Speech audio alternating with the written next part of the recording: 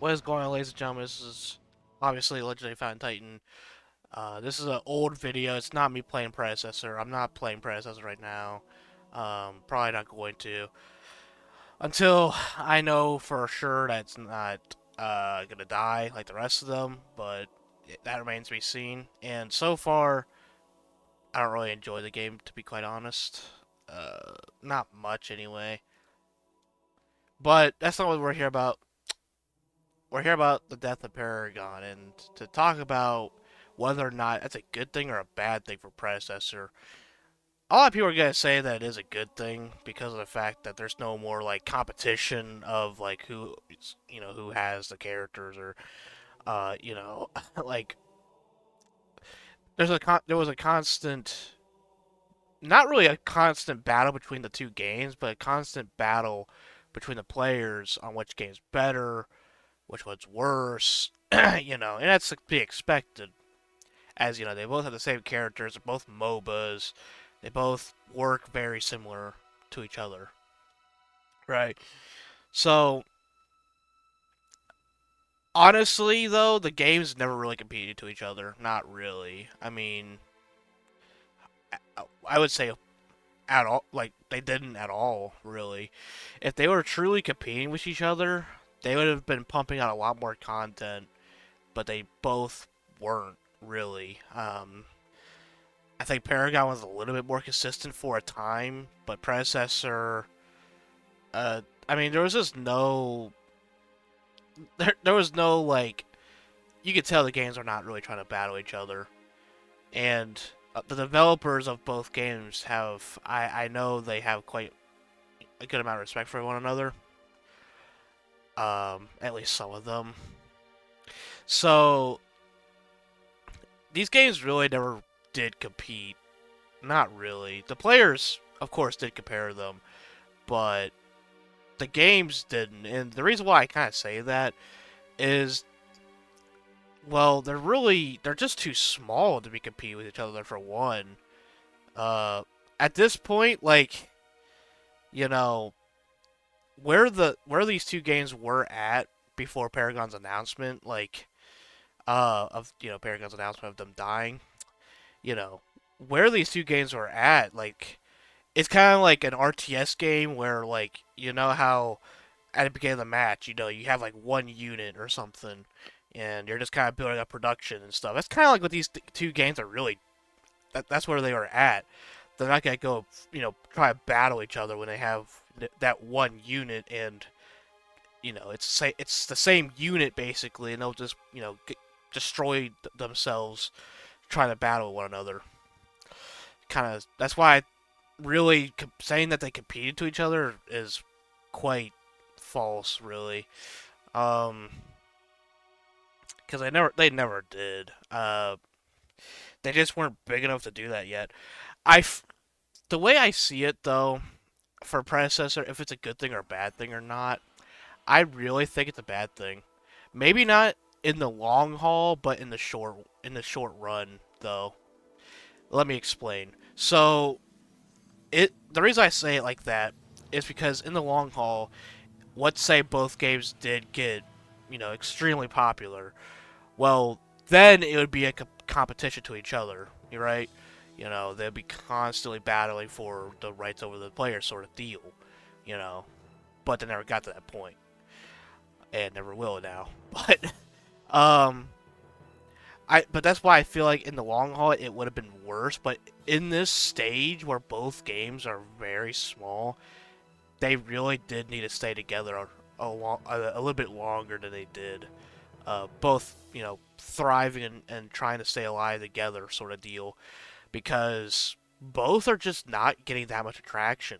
Third-person MOBAs in general just don't get as much attraction as like the top downs like Dota and League. I don't even think I don't even think Smite is. I mean, Smite is a third person technically, but like it doesn't have the versatility or whatever. I'm butchering that word because I'm tired right now. Sorry,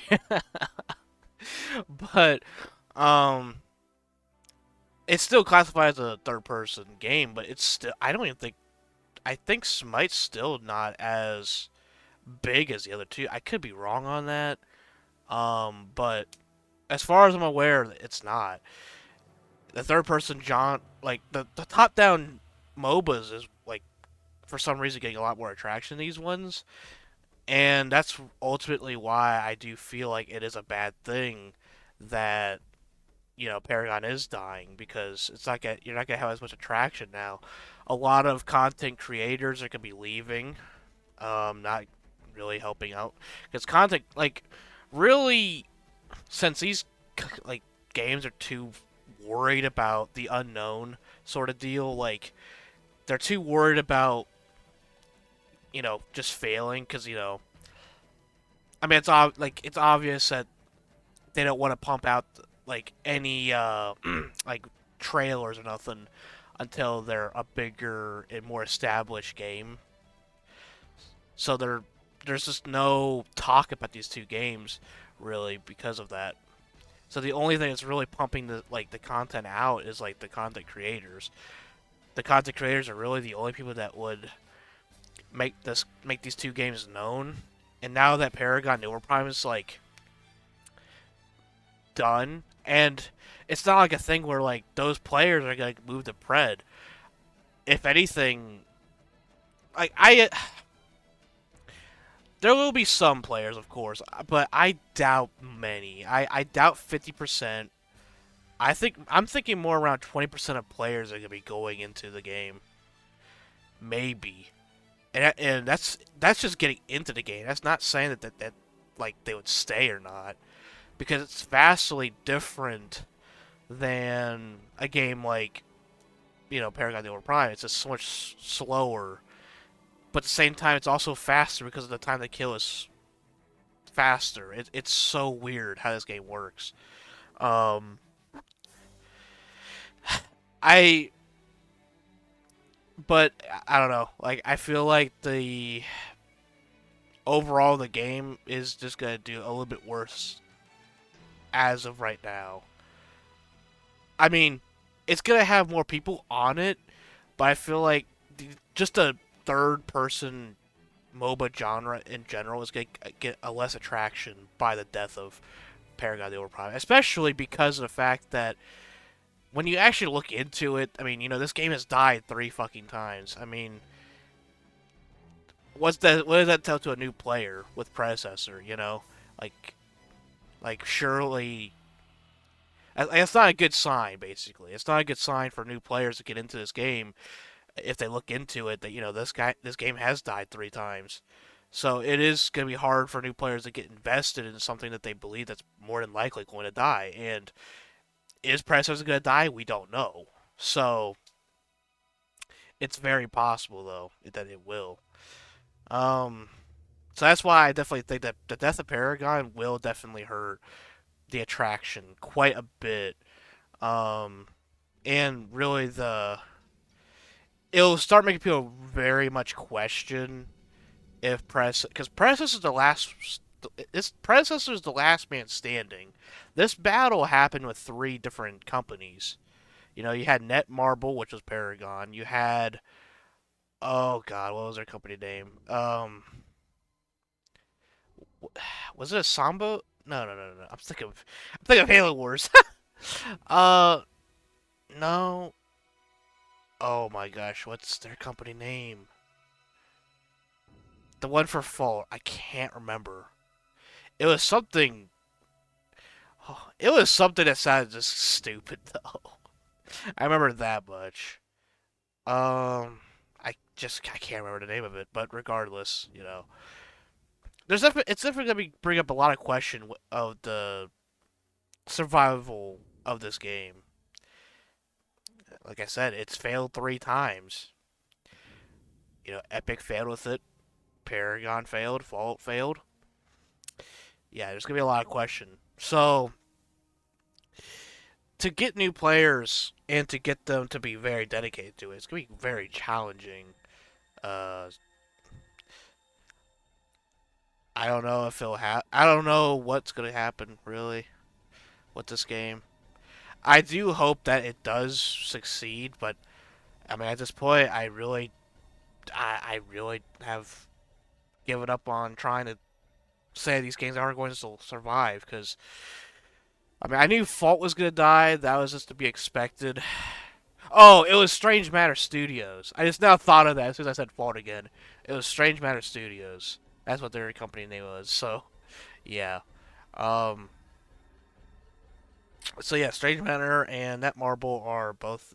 I mean, I think Netmarble's not done. It's just done with Paragon, but regardless, it's just the third-person MOBA. Just the third-person MOBA genre just does not get much attraction at all. And any MOBA out there that tries to do anything just ends up dying. You just have this battle between the three titans being Smite, Dota, and League. It's been like this for a long time too. Will Predecessor make it? Who the hell knows? Um, I seriously doubt it'll rival the other three though. And at this point, you gotta figure that the next opponent, since Paragon's done, the next thing that this company has to fight is Smite 2, I guess. Which Smite's already a very established community, so I don't know how the hell that's gonna go. There's a lot of question, for sure. Um, but yeah, ultimately though, I do think it is going to hurt them in the short term. But I do think it does save them a lot of headaches in the future. But it also hurts their urgency to try as much or as fast, as they're not really having to compete over these assets anymore with Paragon. So it's good and bad in many ways. Um, but yeah, like I seriously doubt that many of the players are gonna come into this game and really enjoy it. It's very different. It really is. I feel like the biggest issue with these MOBAs, though, like not just Predecessor, Fault, or Paragon, but like just in MOBAs in general. Pause it right here. Hold on. This is what I think the problem is. This. Just all these items. It's too much. You're